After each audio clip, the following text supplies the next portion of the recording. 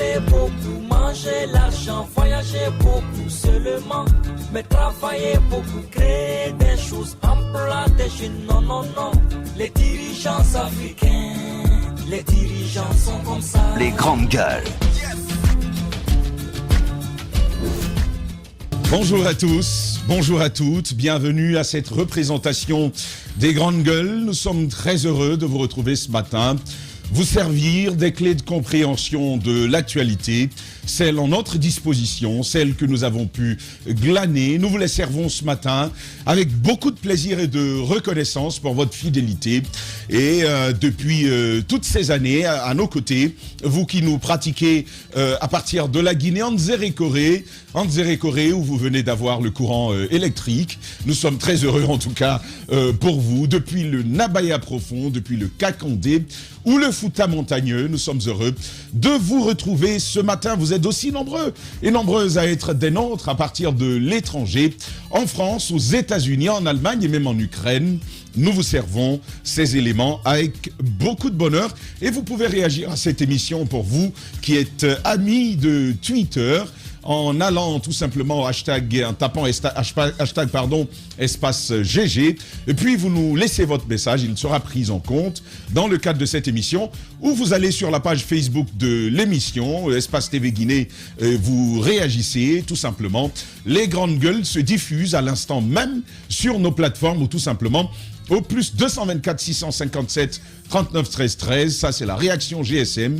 Nous sommes heureux, nous serons heureux de vous lire dans cette émission. À Bofa, les populations sont vent debout depuis quelques jours. Tout le monde suit cette actualité. Elle réclame le départ du maire de la commune. Ce qu'on lui reproche, c'est donc une mauvaise gestion du fonds de développement local, le fameux FODEL, et une réponse insuffisante, parcimonieuse à la problématique de l'emploi au sein de sa commune. Pour parler de long en large de ce sujet qui fait la une dans la préfecture de Bofa, chez la députée 2.0, nous irons entendre Abdoulaziz Sow. Il est porte-parole de ces manifestants. Vous l'entendrez ce matin sur nos antennes. Et puis Steel Souma, qui est conseiller communal chargé de la communication et des communautés. Il prendra la parole ce matin chez nous.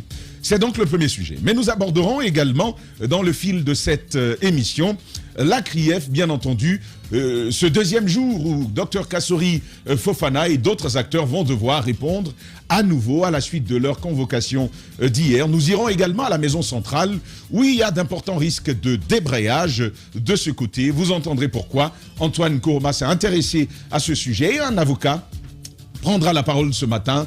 Des révélations exclusives sur les grandes gueules, dans les grandes gueules de ce matin. Et puis ce projet d'interconnexion qui fait des joyeux en Nzérékoré. Quels sont les dessous? Qui gagne la Guinée? Quels sont ses engagements? Antoine Kourma nous en dira un peu plus. Et puis sans loi qui retrouve une partie de ses biens, comme quoi il y a du bon finalement à faire exercer la justice telle qu'elle est. Nous aborderons subrepticement ce sujet ce matin et c'est avec les amis du matin. Jacques Lewaleno, bonjour. Bonjour Tamba, bonjour à tous. Bienvenue à cette représentation. Bon anniversaire. Merci, voilà. merci. Faut te souhaiter ça, il faut vivre du bonheur. Je vieillis. Voilà, il faut vieillir dans le bonheur, dans la santé, dans la paix. Et dans la vérité aussi. Et dans la vérité surtout. Ouais. Oui, au motif que je suis né en avril. En avril, parce que avril avec histoire de poisson, quand j'ai vu même, je me posais des questions. Ah, est-ce que c'est vrai ça? Il est né en avril. Oui, donc, tu as vu, non? D'accord. C'est bien noté. Djiba qui ne s'est pas réveillé. Bonjour Diba. Bonjour Tamba, bonjour à tous et surtout joyeux anniversaire. Merci. Et tu es un grand frère, beaucoup de talent et surtout je te souhaite santé, longévité et prospérité. Moussaïro n'aime pas qu'on me dise ça. Non, il faut le reconnaître. Merci, hein. merci beaucoup. Tu es brillant et surtout on t'aime. Merci. Voilà, comme l'autre. Lui là. Tu as vu, Antoine, toi, allons vite, bonjour. Oui, bonjour Antoine, Tamba. oui. Donc, on va avancer avec le sujet de ce matin. Non, je ne dirais pas ça. Parce que ce qu'il a commencé là. Je ne dirais pas ça. On ne sait pas comment ça va finir. Juste bonjour à Oumou ce matin pour la pensée qu'elle a envers Tamba.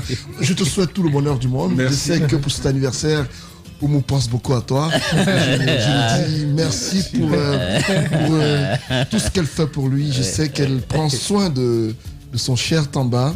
On leur souhaite tout le bonheur. C'est un anniversaire qu'on va célébrer vivement. Comment on coupe les micros? Bon anniversaire Tamba. Merci Antoine. Je suis très déçu. Et sans loi, hein, mon cher Jacques, qui recouvre une partie de ses biens, finalement. Oui, sans loi, on en a parlé ici suffisamment sous Alpha Condé, qui était en train de tout perdre, ou finalement, qui avait perdu l'essentiel de son investissement ici à Conakry, mais également à l'intérieur du pays, notamment Koya, mais également Kindia. Kindia, c'est un centre commercial. Et puis, on a pu comprendre par la suite, lorsqu'il est passé lui-même dans cette émission, qu'il y a des domaines qui lui étaient retirés comme ça parce qu'on avait estimé qu'il y avait des ressources minières là-bas. Et finalement, il s'est retrouvé coincé à un moment donné. Ce qui lui a été restitué, d'après les informations que nous avons, c'est des magasins du côté de Kaloum. À ce niveau, il avait obtenu, je crois, il avait acheté un domaine où il a installé, n'est-ce pas, un magasin. Et puis, à un moment donné, il y a une portion du domaine qui ne relevait pas, du domaine qu'il avait acquis légalement, qu'il a demandé quand même à bailler auprès du patrimoine bâti. Ce n'est pas beaucoup, c'est un espace un peu réduit comme ça. Il a obtenu cet accord-là. Il a commencé donc à construire dessus des magasins pour un peu prolonger ce qu'il avait déjà du côté de Coronti là-bas. Ce qui va se passer, c'est que lorsque ce phénomène va commencer, le département va remettre en cause le bail qu'il avait passé avec l'État. Sur la portion là, donc sur la petite portion pour laquelle il avait signé. Mais on récupère non seulement cette partie, mais on récupère l'autre aussi qu'il avait notamment acheté, sur lequel il n'y avait si vous voulez, aucun doute, il n'y avait aucun flou possible, il avait acheté ça. La seule chose, c'est qu'il a voulu agrandir un peu le domaine et il a constaté qu'il y a un domaine qui était vide, qui n'était pas occupé. Il a demandé à l'obtenir de manière légale. Il a passé un bail d'un certain nombre d'années et il a commencé à construire dessus. Maintenant, le département qui ne veut plus le lui concéder vient récupérer, mais ne se limite pas à récupérer seulement là-bas. Il ferme aussi le reste, n'est-ce pas, du domaine sur lequel il avait déjà d'autres magasins où il stockait quelques matériaux. Et puis du côté de Matam, là c'est un grand bâtiment où il stockait, n'est-ce pas, le riz et beaucoup d'autres denrées qu'il importait. Il l'a acquis sous Sékou Touré. Après le gouvernement indique qu'il a eu pas même sous Lansana Conté, on dit qu'on avait minoré, n'est-ce pas, le coût à l'époque. Que la valeur à laquelle il a acquis le domaine c'était sous-évalué. Ça a été sous-évalué. Donc, à l'époque, je crois ceux qui communiquaient pour l'opérateur économique avaient dit au gouvernement, mais il y a une possibilité. Si vous estimez qu'on avait sous-évalué à l'époque, on peut tout naturellement discuter pour adapter, n'est-ce pas, réévaluer, adapter le coût aux besoins du moment ou sinon aux réalités du marché. Mais encore une fois, il faut tenir compte de la réalité du marché d'alors, au moment où il achetait, n'est-ce pas, le domaine. Mais on ne va rien écouter, on va fermer tout simplement le local avec les denrées alimentaires à l'intérieur. Donc, ce qui a été fait hier, en attendant qu'on sache le traitement qui va être fait sur d'autres domaines, notamment qu'il y a un centre commercial où il avait quand même pris, là il faut le reconnaître, des engagements pour réaliser très vite des boutiques pour pouvoir les libérer. Le délai qu'il avait pris, il ne l'a pas respecté. Et le gouvernement a surfé dessus pour venir tout simplement récupérer. Tout ce qui est dessus, il y a, je crois, le rez-de-chaussée qui a été fait et qui était déjà occupé, et puis une mosquée qui a été construite à côté. Maintenant, le reste n'a pas été fait dans les délais, le gouvernement a récupéré. Donc, pour l'instant, le centre commercial de Kindia n'est pas concerné, c'est seulement Matam où on a estimé que ça avait été sous-évalué et à à Kaloum où c'était franchement c'était un forcing qui avait été fait pour le déposséder tout simplement de ce et comme quoi mon cher Guiba, on a suivi le colonel Camara qui le disait très clairement, le CNRD fait pas que récupérer, le CNRD fait aussi sait aussi rendre, hein, justement. Il a dit dans cette dynamique de mobilisation, de rassemblement, mais aussi de justice sociale, on ne fait pas que récupérer, mais lorsque on étudie les dossiers, si vous êtes en phase avec la loi, on vous restitue vos biens. Donc c'est ce qui s'est passé avec Monsieur Sans-Loi, malheureusement, qui avait été dépossédé de ses biens. Vous vous souvenez, lorsqu'on était à un point culminant de la lutte contre le troisième mandat, vous vous souvenez, beaucoup disaient que tout était parti par rapport à son opposition au troisième mandat parce qu'il avait pris position à l'époque. Et les 4 coordinations s'étaient retrouvées du côté de Rorira sur le patriarche de la Basse-Côte. Et donc là-bas, ils ont été, vous vous souvenez, gazés par des hommes en uniforme. Et depuis, lorsqu'on a lancé les opérations de déguerpissement sur les voiries, et vous vous souvenez du côté de Koya, et Sans-Loi avait de ce côté un investissement parce qu'il voulait ouvrir une usine de ce côté. Et lorsqu'ils sont venus, quand même, on avait à l'époque fait un déplacement sur le terrain. Il était à 15 mètres de la route principale, mais ils ne se sont pas empêchés de rentrer dans le hangar, ils ont tout cassé. Et l'opération a été pilotée à l'époque par Aziz Diop, qui était encore le préfet de Koya. Non, mais c'était une opération téléguidée. Je sais par exemple que le ministre Thibou, à l'époque, s'était impliqué, mais ça n'aura pas donné très grand-chose. Hein. Oui, tout à fait. Et donc, finalement, ils sont venus et on aurait même accusé à l'époque le directeur par intérim de l'habitat de Koya qui avait dit oui, nous savons que c'est pour sans loi, puisqu'il est sans loi, et nous on va le ramener vers la loi. Et on est venu sous l'insigne du président de la République, Alpha Condé. Donc c'était de faire payer à l'homme sa prise de position par rapport au troisième mandat. On l'avait dénoncé pour dire mais c'est un investisseur privé. Et lorsqu'on s'attaque comme ça à des investisseurs privés, à cause de leur obédience politique ou à cause de leur prise de position par rapport à un sujet d'actualité, je pense qu'on est en train de provoquer la fuite des capitaux. Parce que si tout le monde est attaqué, finalement, les gens, ils vont rapatrier les capitaux pour dire il n'y a pas de confiance dans le pays et donc on ne peut pas investir. Donc ça pourrait avoir un impact sur l'emploi, ça pourrait avoir un impact sur ces familles qui vivaient aux dépens de M. Sans-Loi. Maintenant, il y a aussi le cas de Kindia. Moi, je suis passé à Kindia, j'ai observé un peu la situation du côté de Kindia et ces commerçants qui étaient là, qui payaient des locations, qui avaient leur famille et ça avait l'externalité sur l'environnement parce que ceux qui aussi sont à côté de cet investissement, ils bénéficient un peu de l'impact de ce centre commercial. Et quand je suis passé, j'étais très peiné de voir qu'on a enlevé les gens à l'intérieur. Ils étaient tout autour du bâtiment. Et donc, ça obstruait même le passage. Et je me suis dit, mais ce sont des Guinéens, on aurait pu, peut-être l'État aurait pu renégocier avec les occupants, en effet, les demander de payer de l'argent au patrimoine bâti et donc les laisser sur place. Mais vouloir les déloger comme ça, le problème c'est entre Sans-Loi et l'État, mais pas que ceux aussi qui sont venus occuper ces lieux et qui, en échange de quelque chose, quand même payaient une somme importante pour pouvoir rester sur place et continuer leur investissement. Mais ça n'a pas été fait. Finalement, Alpha Condé était déjà engagé. Et vous savez, on dit souvent Alpha, il n'aime pas le fleuve tranquille. C'est un chef d'État qui aime souvent quand il y a une tension, quand il y a un débat dans la cité. Il aimait beaucoup ça et finalement, Sans-Loi qui a perdu du côté de Kindia, Koya, on a tout cassé, et du côté de Kaloum aussi, on a vu. Donc, cette restitution, je pense que vient à point nommé.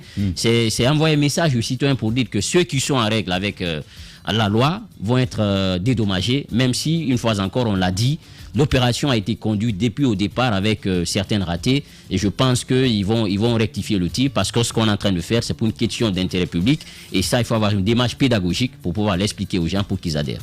Une partie de rétrocéder, mon cher Antoine. Une autre en reste. Le débat portera certainement encore sur le cas de Kindia, ou est-ce que c'est déjà fait? Oui, il faut tout d'abord rappeler dans quel contexte Ousmane Baldé a perdu ses biens. Et pour ceux qui ne le savent pas, Ousmane Baldé, c'est le président de la coordination Alipoula. Il avait remplacé à l'époque Sekouya Abari, qui était décédé. Et à sa prise de fonction à la tête de cette coordination, sa prise de fonction a coïncidé avec ce débat autour du troisième mandat. On a tous vu sa prise de position à l'époque tranchante contre cette idée du troisième mandat. On a vu des déclarations qui parfois n'ont pas été appréciées par tout le monde. On l'accusait parfois d'être extrémiste dans les prises de position. Et à l'époque, il s'est allié au Kontigi de la Basse-Côte et Laïc Sirouna, dont la position a surpris plus d'un. Qui ont d'ailleurs été gazés Justement, parce que de ce côté. beaucoup se sont dit, pour une fois, il a pris une position, il est resté là-dessus, il n'a pas changé. Et donc à l'époque, on a tous vu comment est-ce que ces deux hommes étaient très complices, étaient très amis pour s'opposer à cette idée de troisième mandat. Et à l'époque, on les accusait de s'immiscer dans le domaine politique. Et Alpha Condé, vous le savez, lorsqu'il veut combattre une personne, il est prêt pour une fourmi à utiliser un bazooka, Absolument. à utiliser une bombe juste pour abattre la simple fourmi. Donc Alpha Condé à l'époque a mis en œuvre les gros moyens pour montrer à Lac Saint-Lois que c'est lui le sa chef. position contre lui, il ne l'appréciait pas du tout. Sans pour autant lui dire clairement ce qui l'animait, mais il a pris des actions en vue de le déposséder de tout. Il a tout d'abord mis main sur son domaine de forêt carrière, où apparemment il y avait de l'or qui a été découvert dans le domaine de ce dernier. Alpha est champion. On a découvert de l'or Tu sur sais, son Antoine, domaine. tu fais le cours de géographie. Les grandes gueules. Nulle part, on va te dire qu'il y a de l'or à Forêt-Carrière. Hein.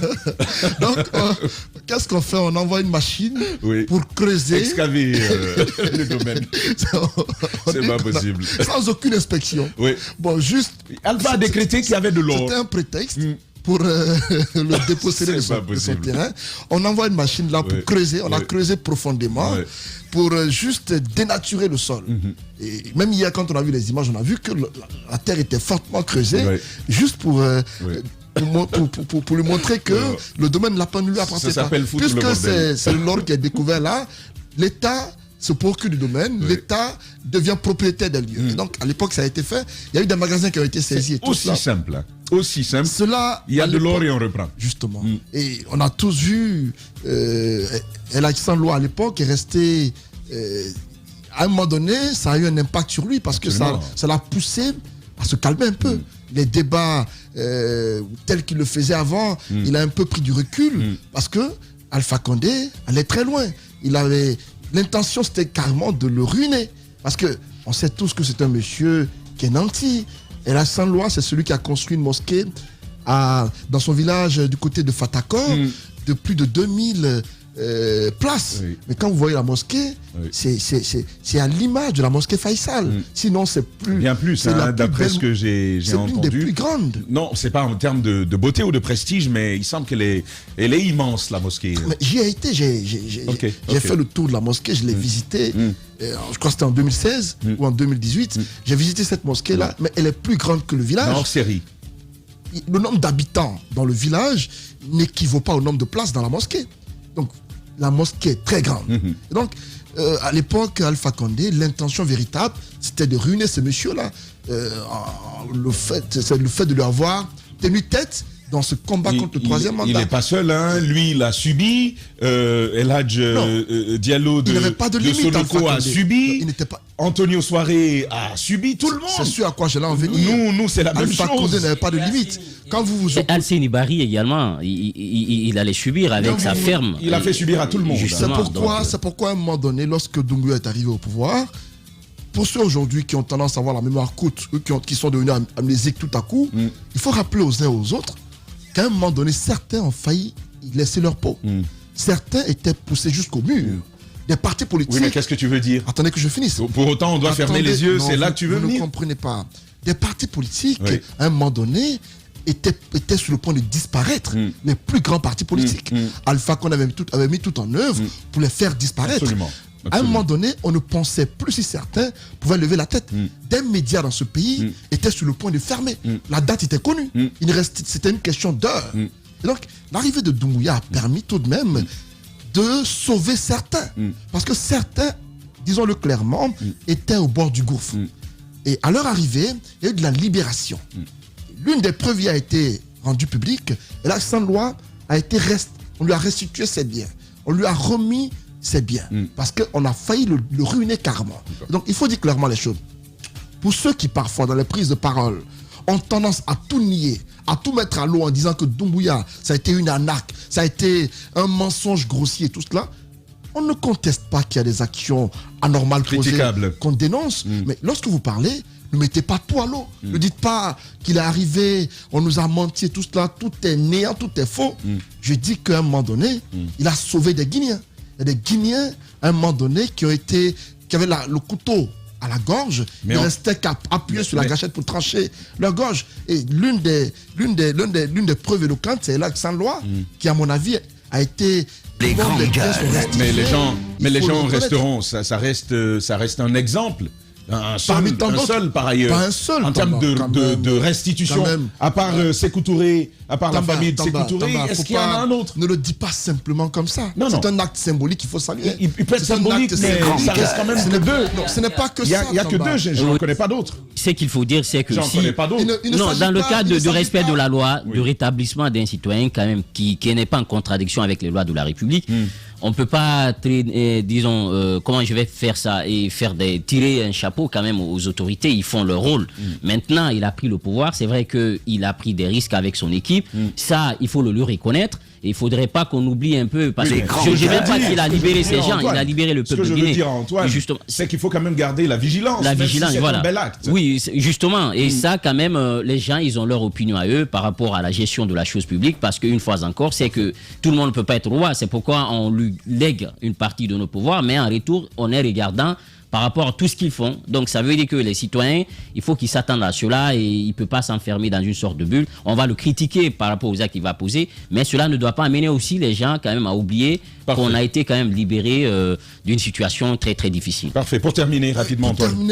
Il faut dire clairement que cet acte de restitution des biens de ce doyen est à saluer. C'est un acte fort qu'il faut saluer. Si lorsque les actes sont posés, nous les trouvons anormaux, on les critique. Lorsque c'est bon, disons-le clairement, c'est bien, il faut continuer ainsi. Alassane Loi n'est pas le seul, il y a forcément des Guinéens dont des biens ont été spoliés, des Guinéens qui ont été illégalement dépossédés. Si ils brandissent des documents, si la loi leur donne raison, moi je me dis qu'il n'y a pas de honte à leur rétablir dans leurs droits, parce que si on doit rétablir justice, si on doit faire justice aux Guinéens, il faut le faire pour tout le monde, pour tous ceux dont les biens ont été à un moment donné spoliés pour une raison ou pour une autre. Il faut quand même souligner que c'est un examen au cas par cas. Les dossiers ont été examinés. Jacques, tu souhaitais rajouter quelque chose? En 30 secondes. Au fait, ce qu'Antoine souligne et que je souhaite ajouter, c'est le sentiment qu'on a souvent. Parce que si, par rapport à sa loi, les gens peuvent être contents. En tout cas, nous, à l'époque, on avait dénoncé ce qui était en train d'être fait. Mais ça, on apprécie, par exemple. Mais lorsque c'est fait en votre faveur, vous êtes content. Et lorsque c'est fait en votre défaveur, vous pensez que ce n'est pas la justice. Je suis bien d'accord. Et ça, c'est un problème. Parce que si nous voulons que la justice travaille, il faut que nous acceptions que parfois, nous ayons tort. Mais si on dit, bon, pour que ce soit vraiment la justice, pour que ce soit vraiment le droit, il faut que ce soit nous qui ayons toujours raison. Je crois que ça pose un problème. Pour sans loi, on a dit, la vérité a été dite. Nous estimons que d'autres qui ont aussi acquis légalement les domaines et qui ont été dépossédés sous Alpha Condé vont être rétablis dans leurs droits. Mais ceux qui vont voir leur domaine partir dans l'escarcelle de l'État, qu'ils puissent bien comprendre, lorsque les arguments sont bien présentés, que c'est bien normal qu'ils puissent les rendre. Voilà, c'est ça. Bien normal qu'ils puissent les rendre, et sans transition, hein, mon cher Jacques. C'est aussi l'actualité. On va commencer avec vous plutôt, Diba Milimouno. Cette histoire qui tourne autour de Dr Ibrahima Kassori Fofana, enfin, on n'en est qu'au début finalement. Hein. Et surtout, il faut rappeler qu'ils ont, contrairement à ce qui a été dit au sein de l'opinion nationale, ils ont passé la nuit chez eux. Ils sont rentrés chez eux en famille. Ils ont passé la nuit là-bas. Et aujourd'hui, ils sont invités de nouveau à se présenter à partir de 10h à la direction centrale des investigations de la gendarmerie, donc pour être écoutés. Parce qu'il faut rappeler que depuis février, le procureur spécial près de la CRIEF avait adressé un courrier à la direction centrale des investigations d'écouter ces personnalités par rapport aux charges qui étaient présentées contre eux, enrichissement illicite, détournement de deniers publics. Donc c'est cette dynamique qui a continué. Et finalement, hier, ils ont été convoqués et ils n'ont quitté que tard la nuit parce que des informations que nous avons reçues, la direction centrale quand même était sur le point de les garder. La tension est montée d'un cran Et finalement, ils ont commencé à se surchauffer. La salle était chauffée à blanc et il y a eu des coups d'appel qui ont été passés pour dire donc finalement il fallait les laisser rentrer à la maison. Mais sauf que hier, quand même, la direction, les informations que nous avons reçues, avait tapé du poing sur la table pour dire on les garde, ils vont passer la nuit ici. Des rumeurs avaient même commencé à circuler comme quoi des matelas seraient transportés du côté de la maison centrale pour qu'ils passent leur première nuit. Et il y aurait même une personnalité parmi ces cadres qui aurait dit si nous passons la nuit ici, ça risque d'être la honte de notre vie. Okay. Et donc, les avocats ont pesé dans la balance parce qu'il faut rappeler, je pense qu'il y a Maître Salif Foubé Avogui, et Maître Berete Kouyaté également qui portent ce dossier. Et donc, finalement, ces avocats ont pesé de tout leur poids dans la balance pour quand même qu'on puisse accepter que ces hommes rentrent chez eux et pour qu'ils puissent revenir aujourd'hui. Maintenant, il faut rappeler que dans la convocation d'aujourd'hui, on leur a dit en revenant qu'il faut qu'ils viennent avec leur comptable. Alors, ça veut dire que, justement, donc ça veut dire certainement, avec l'évolution, avec l'étude des dossiers, il peut y avoir des indices, parce que quand on trouve des indices, ils vont transférer au niveau du procureur. C'est au procureur maintenant de parler de présomption d'innocence ou pas. Maintenant, si ça arrive à l'instruction, et là, c'est l'inculpation qui va s'en suivre. Maintenant, est-ce qu'aujourd'hui, on va finalement les garder pour qu'ils passent la nuit? C'est la grosse question que l'on se pose. Mais quand même, hier, ils étaient quand même à un doigt de se retrouver du côté de cette maison centrale pour passer la première nuit. Mais sauf que ça n'a pas été fait. Maintenant, il faut préciser une chose parce que les gens parlent d'inculpation et tout. Ce n'est pas la phase d'inculpation, ce n'est pas à ce niveau ça se fait. Il y a tout un process au niveau de la justice. À l'instruction du dossier. Voilà, donc s'il y a des indices qui sont là, donc c'est à partir de là, on va. Maintenant, pour finir rapidement, aujourd'hui, quand même, il y a des personnes qui sont en train de faire un lien, pour le cas, par exemple, de Kassory, avec la Convention. Parce qu'on estime que, vous vous souvenez, dès qu'il est parti au siège du RPG... Mais on l'avait prédit ici. Justement.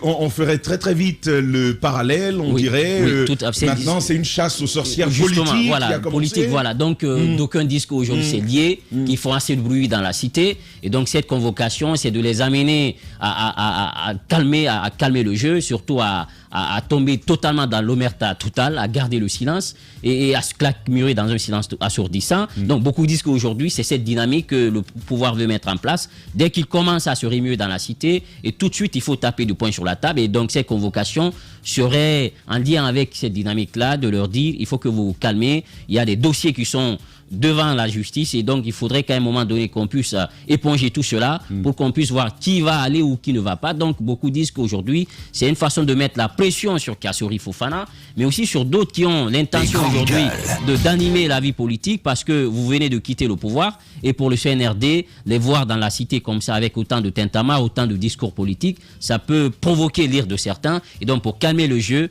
les mettre la pression, on les convoque pour les faire, les amener quand même à un interrogatoire assez musclé. Et jusque tard hier la nuit, n'eût été quand même cette intervention et le plaidoyer fait par les avocats, mais aussi certains coups d'appel qu'ils auraient passés au plus haut niveau, qu'ils allaient passer la nuit au niveau de cette direction. D'accord. Et Jacques, qui s'est aussi intéressé à cette actualité, quoi de plus? Je voudrais juste dire qu'on n'est même pas encore à la phase d'instruction. On est au niveau des enquêtes. Donc, c'est bien sûr à la demande de la CRIEF que la direction des investigations judiciaires les écoute et va réunir les preuves. Lorsque la direction aura jugé des éléments à sa possession suffisamment importants, dignes d'intérêt pour être portés devant la CRIEF, et la direction amènera donc le dossier avec les prévenus en même temps, ou disons avec les suspects, et en ce moment, un juge d'instruction sera commis ce dossier, il va les écouter, c'est à ce niveau, il pourra soit les inculper, ou alors déclarer tout simplement qu'il n'y a pas matière à engager une poursuite judiciaire contre eux. Maintenant, par rapport à ce qui s'est passé hier, effectivement, je crois le procureur avait demandé qu'il soit gardé au niveau de la direction des investigations judiciaires. Encore une fois, ce n'est pas à la maison centrale, puisque pour quelqu'un qui n'est pas encore inculpé, il peut pas prendre cette direction. Évidemment, il y a eu des choses qui se sont passées vers la nuit. On va finalement accepter qu'il rentre chez eux. Maintenant, les interprétations, on peut bien les avoir. Mais moi, j'ai une lecture. Kassory a été reçu une première fois. Il a passé toute une journée. Et quand il est parti de la direction des investigations judiciaires, il avait dit blanc comme neige. Et donc, cette phrase a circulé et on avait estimé que la CRIEF n'avait pas suffisamment d'éléments pour... Au-delà de l'estimation, on a rencontré quand même ces acteurs-là qui nous ont expliqué que l'interrogatoire avait porté sur son rôle en tant que Premier ministre dans la gestion du budget. Des choses assez légères. Maintenant, finalement... Et d'ailleurs, excuse-moi, hier... une source sûre qui disait que ça partait dans tous les sens parce que les questions qu'on posait, c'est pas que sur Alpha, sous la gestion sur Alpha Condé, qu'on partait dans tous les sens. Et donc, est-ce qu'aujourd'hui, on a un droit de se poser la question de savoir si ces gens-là ont quand même des dossiers assez minces contre ces personnes? Parce que si toutefois, on part sur des questions aussi, on arrive à s'étendre sur autant de questions, alors qu'on a des dossiers spécifiques, ça veut dire qu'ils ont eux-mêmes des problèmes peut-être, certainement avoir des dossiers qui pèseraient contre ces gens. Ça peut peut-être être procédé d'une technique. Une technique peut-être. Mais on ne peut pas vouloir il faut faire très attention il faut faire très attention parce que tel que les choses avaient été présentées à l'époque, moi je m'étais dit que peut-être on n'allait plus rappeler Kassory. Si on l'a rappelé, parce qu'il faut bien dire qu'il y a un travail que les policiers, les officiers de police judiciaire font, mais il y a également le travail que le vérificateur général fait et qui, à chaque fois sur certains dossiers, ramène des rapports au niveau de l'agent judiciaire de l'État qui les fait descendre directement au niveau de la CRIEF. Ou alors, par une procédure beaucoup plus directe, la CRIEF puisse être mise au courant des rapports qui sont établis par le vérificateur général. Et son travail porte essentiellement sur la gestion qui a été faite. Le vérificateur, il existe encore? Oui, bien sûr. Oui. Tu n'es pas au courant? Le docteur Joseph Tognadoré. Quel vérificateur? Alors, tu n'es pas à Guinée. Non, mais Aliou est parti. Non, l'autre. Non, c'était Aliou. C'était Aliou Diallo. Il a été remplacé par... confondu avec... Qui ça? Qui? Celui qui nous a fait une seule sortie théâtrale, depuis ça, il n'est plus sorti. Comment il s'appelle? Aliou? Non, pas Aliou. Maître sans pile, qui est au niveau de... Lui, c'est l'agent judiciaire de l'État. Ça n'a rien à voir. Je parle de lui. J'ai confondu. Lui, c'est l'agent judiciaire de l'État. Pardon. Bon, l'agent judiciaire de l'État, il ne parle... Depuis qu'il a fait sa mise en scène, là, ouais, c'est vrai qu'il ne parle plus publiquement, mais il fait des choses. Il transporte. Il transporte. Non, il fait du travail. Non, mais... Il transfère des dossiers. La plupart des dossiers qui sont là-bas passent par lui. Mais... c'est lui qui le fait. Mais c'est lui qui transfère. C'est lui qui transfère. Il ne fallait pas commencer comme ça. Oui, c'est lui qui transfère les dossiers. À la CRIEF, c'est lui. À la CRIEF, c'est lui qui transfère. Il ne fallait pas commencer comme ça. Oui, mais tu peux lui reprocher son discours de départ, mais encore une fois, c'est lui qui transfère. Tous les dossiers, que ce soit devant les tribunaux de première instance, que ce soit devant la CRIEF, tous ces dossiers que vous voyez aujourd'hui viennent de l'agent judiciaire de l'État. En tout cas, si c'est l'État qui poursuit, ça vient de l'agent judiciaire de l'État. Ce que je disais donc, si on est venu à rappeler, n'est-ce pas, les trois ministres qu'on a vus hier et peut-être d'autres qui vont suivre, c'est parce que, et là j'estime, parce qu'on a trouvé, n'est-ce pas, certains éléments qui sont matière à enquête. Maintenant, on va voir ce qui va se passer aujourd'hui. Aujourd'hui et probablement demain, ça pourrait être la dernière journée qu'on puisse être situé sur leur sort si finalement les dossiers vont être amenés à la CRIEF ou alors on va se limiter tout simplement du côté de la direction des investigations judiciaires. Maintenant, les gens peuvent aller dans toutes les analyses. Vous savez, c'est ce que je disais tout à l'heure par rapport à la conception que nous avons de la justice. Quand ça ne nous concerne pas, c'est la justice. Mais quand ça nous concerne, c'est... Quand c'est favorable. Quand c'est favorable à nous, on est content, on dit c'est la justice. Mais quand ce n'est pas favorable à nous, ça devient une machination politique, etc. Je crois qu'il faut qu'on sorte de tout cela. On savait que Kassory a géré et on sait qu'il doit rendre des comptes. Donc, qu'il qu'il rende des comptes de manière simple ou qu'il rende des comptes devant une juridiction, c'est la manière la plus normale et je crois lui-même il n'est pas contre ça. La première chose qu'il avait dénoncé, c'est le fait qu'on l'amène à la direction des investigations judiciaires et qu'on ne lui présente pas des dossiers véritables. Sur la base duquel il était convoqué. Maintenant, pour le reste, il faut qu'on sorte de ces analyses. Il n'est pas le seul qui est en politique. Il y a beaucoup d'autres. D'ailleurs, si on tient compte de l'appartenance politique, peut-être on n'engagera plus de procédures dans ce pays parce qu'ils vont tous aller en politique là. Ouais. J'apprends que Oye veut lancer son parti, Malik Sanko veut lancer son parti. Ils vont tous lancer des partis, mais ils ont géré. Ils n'ont qu'à garder leur parti. Oye a un parti rural. Parti rural, pourquoi vous rural? savez, c'est un homme de FAPA et puis bon, il a ministère de l'Environnement. Ministère de l'Environnement par la suite. Et donc, on peut bien comprendre, mais il faut qu'il rende compte. Celui qui n'a rien à se reprocher n'ira pas en prison, mais celui qui a des choses à se reprocher doit pouvoir rendre des comptes et restituer ce qu'il a volé aux Guinéens. C'est normal. Qu'il l'aura volé, si c'est établi. En tout cas, c'est un sujet que nous creuserons davantage demain avec plus de détails promis. Il y a juste Antoine, oui, je ne reviendrai pas sur ce que les deux ont déjà dit. Juste un aspect qu'on n'a pas signalé dans les interventions, c'est ce comportement des militants du RPG, encore une fois, devant la direction des investigations de la gendarmerie. On a vu hier qu'un journaliste a été agressé par des militants sous prétexte qu'il a pris en image Kassouri Fofana. Et vous savez, parfois, il y a des comportements qu'on dénonce dans les médias, mais c'est souvent la réaction des partis politiques qui nous amène à nous interroger véritablement si ces partis politiques-là ont vraiment, je sais pas, ce qui les anime parfois lorsqu'ils font des communiqués. Vous avez la communication du RPG sans aucun regret. Le parti fait une sortie pour demander aux différentes parties d'apaiser, de ne pas être violent et tout cela, sachant bien ce qui s'est passé. Un journaliste qui a agressé parce qu'il a pris en photo un leader politique. Mais je dis ceci aux acteurs, parce que j'ai l'impression qu'on ne suit pas ce qui se passe ailleurs. Le journaliste est comme un paparazzi. Lorsque vous êtes convoqué dans une gendarmerie ou dans un commissariat de police, c'est automatique. Lorsque le journaliste apprend la nouvelle, ils sont automatiquement présents sur les lieux.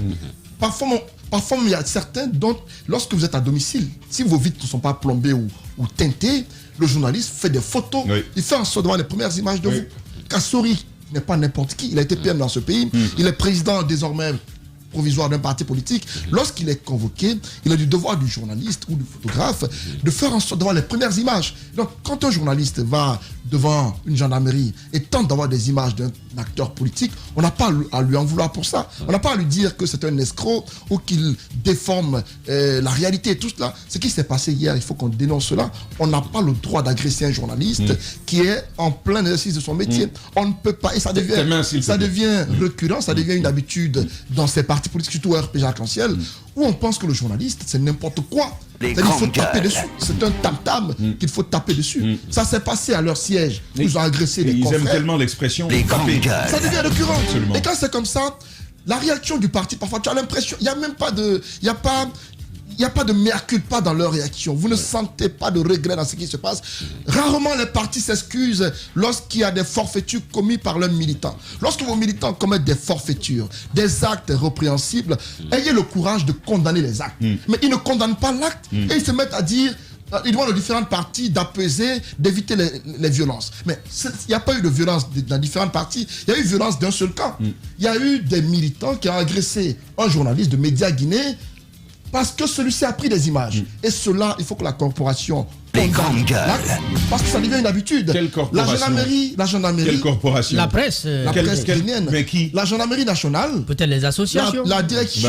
On va voir ce qu'il en est. Moi, j'attends de la HAC qu'elle réagisse à ce type de situation. Il y a aussi nos associations de presse qui s'empressent de prendre des responsabilités, mais quand il s'agit de les assumer finalement, parce que là, il faut pouvoir assumer. Ce qui se passe là, on va se dire que c'est un seul journaliste qui a été agressé. Mais un seul, pour moi, suffit pour que toute la corporation se plaigne. Parce qu'on ne peut pas accepter que pour un rien, on nous agresse. Et c'est pas une première. Quand les gens se réveillent pour aller sur le terrain, c'est leur lieu de travail. Vous ne pouvez pas leur en vouloir. Le RPG en fait une habitude quand même. Ça devient une habitude. Et les militants parfois, c'est un manque de culture. C'est un manque de culture. On a l'impression que les gens ne sont pas éveillés, ils sont pas parfois conscients de ce qu'est le rôle d'un journaliste. Vous ne pouvez pas dire à un journaliste, ne prends pas cette image. Dans ce cas-là, dites à votre leader de rester dans sa maison, de ne pas sortir. Mais quand il sort, je suis d'accord. Dès l'instant où il est dans une gendarmerie, qui est un espace public, il est important qu'on le prenne en image.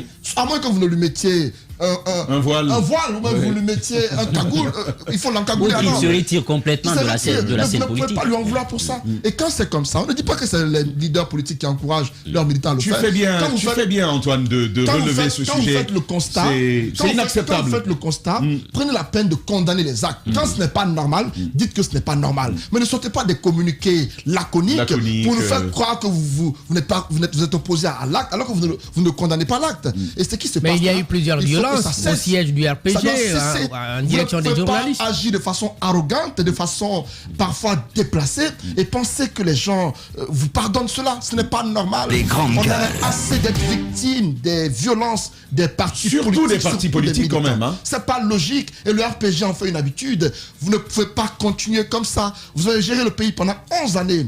On vous a fait des reproches, des remarques. Il faut tirer des leçons tout de même. Il y a eu des choses qui ont été faites dans le pays qu'on n'a pas acceptées. À un moment donné, il faut que vous ressaisissiez pour dire que on a fait ceci, on a fait cela, ce n'était pas bien. Il faut qu'on arrête. Les journalistes ne sont pas des tam-tams. Ne leur tapez pas dessus. Bien.